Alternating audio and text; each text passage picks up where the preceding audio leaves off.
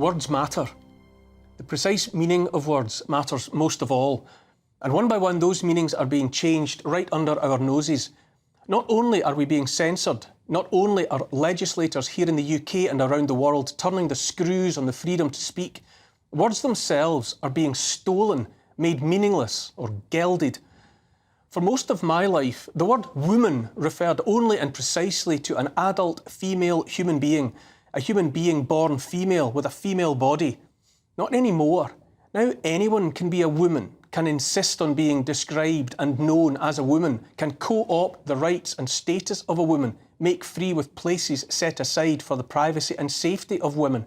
All of it regardless and in denial of physical, biological reality. Racist is another word made slippery by modern meddling. All the way back in 1963, half a lifetime ago, Dr. Martin Luther King Jr. said he wanted a world in which each individual was judged not by skin colour, but by the content of their character. A colour-blind world, if you will. Not anymore. Now it's a prerequisite to notice skin colour first and to judge character second, as often as not on the basis of that colour. Discrimination against white skin is not deemed racist, but is instead virtually a requirement of meeting the demands of equity, diversity and inclusivity. Equity, diversity, inclusivity, the stuff of word salads, along with other words and acronyms repeated by the powerful and meddlesome until rendered into meaningless, mind-numbing cant. Save our NHS, flatten the curve, build back better, narrow window of opportunity, ESG, DEI. Extremist means whatever the establishment says it means, so that anyone and everyone might be labelled extremist if they hold and voice opinions at odds with the ideology of the day. Right and left, words that used to be descriptive of political affiliation, terms everyone understood, have not changed their meaning, rather they've been rendered utterly meaningless. A Nazi is anyone who disagrees with today's agenda, so too a fascist. Nazi, fascist and extremist are interchangeable, one-size-fits-all labels ready to be flung in the face of anyone deemed to be speaking out of turn. Diversity and inclusivity were once upon a time innocuous terms. Now they come laden with implied threat, empowering those that use them with authority that may not be challenged for fear of attracting the aforementioned labels of Nazi, fascist and extremist. One by one, words are being stolen from us, or set aside for the exclusive use of those assuming authority over anyone they don't like, any dissenting voice. Even the word truth is all but gone. No longer absolute and inviolable, the straightforward truth.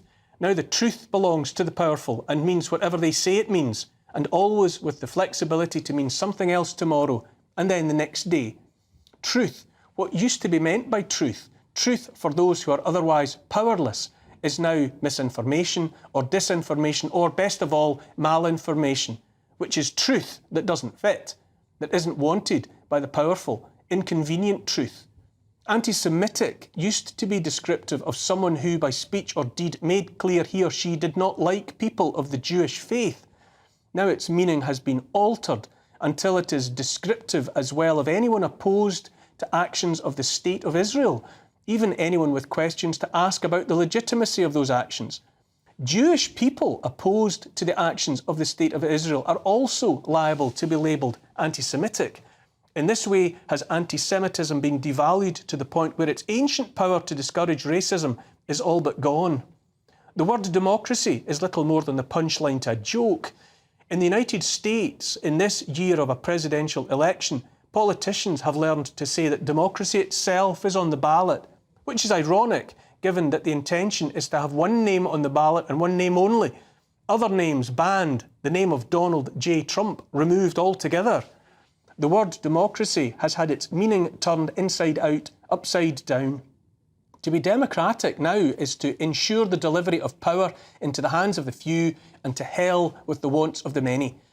Last week in the UK, the PM, Rishi Sunak, hurried back to London in the aftermath of a by-election in the English town of Rochdale. He stood at a podium outside number 10 and said the majority secured by George Galloway, leader of the Workers' Party and a legitimate candidate by any measure, was beyond alarming. He said change can only come through the peaceful, democratic process. except we're left to infer when elections are won by candidates of which the establishment disapproves. In 2024, we are invited to accept that the settled will of the people must not trump the will of the establishment.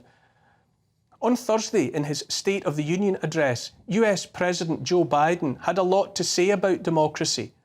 In a pitch for more weapons and money for Ukraine, he invoked the memory of past presidents Roosevelt and Lincoln and the Civil War and said freedom and democracy were under attack at home and abroad. He said democracy must be defended, that the events of January the 6th added up to a dagger at the throat of US democracy. He called for respect for free and fair elections. All of that against the background of hundreds of billions of pounds and dollars of taxpayers' money already spent, I would say laundered through Ukraine, not to mention 500,000 Ukrainian dead and counting. So much talk of democracy in the US and overseas, while US puppet President Volodymyr Zelensky has silenced opposition in Ukraine, silenced the media, outlawed the Orthodox faith. The war in Ukraine is surely a proxy war, prosecuted by NATO and the US, not in defence of democracy, but for political and financial gain, in naked pursuit of power and influence. The US and the West have been dabbling and meddling in Ukraine for years, for heaven knows how long, and for reasons yet to be made explicit. But long before any Russian tanks rolled across the border in 2022, this week we learned that retiring US diplomat and warmonger Victoria Nuland, architect of the coup that ousted the democratically elected president of Ukraine in 2014, setting in train murderous civil war, has had a street named after her in the country she did so much to devastate. So much for respect for free and fair elections. George Orwell, the author whose words are quoted now more than most, said political language is designed to make lies sound truthful and murder respectable, and to give an appearance of solidity to pure wind.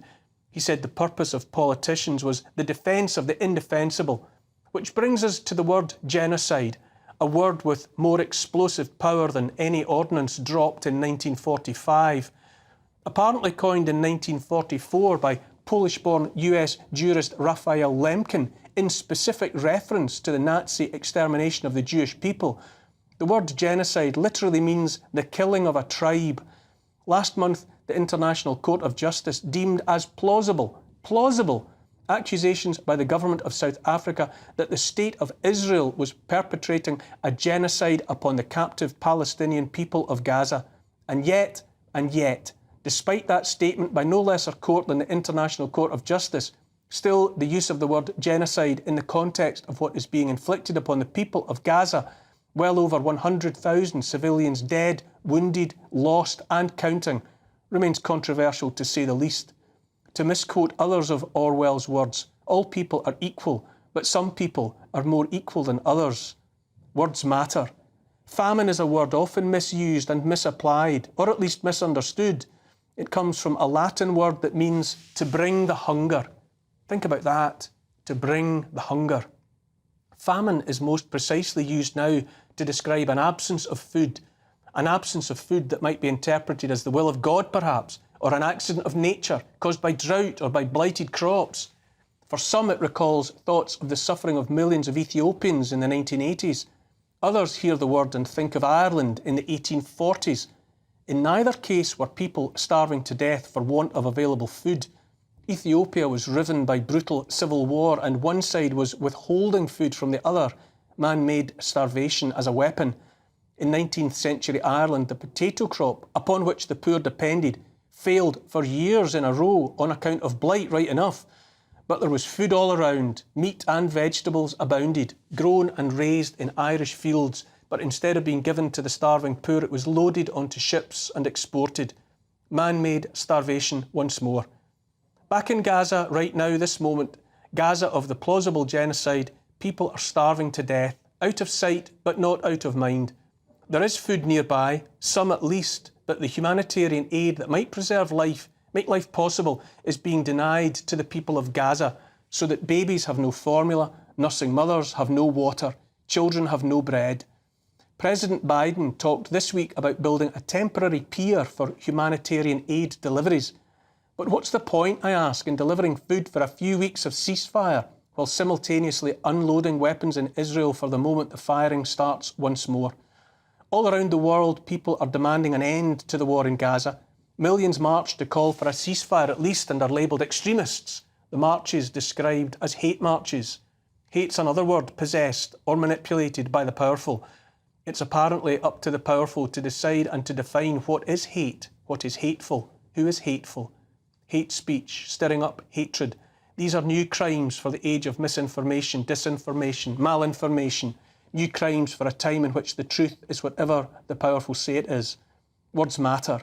Here's the thing. If there is any truth at all in the notion that the pen is mightier than the sword, then words make the cutting edge of the blade.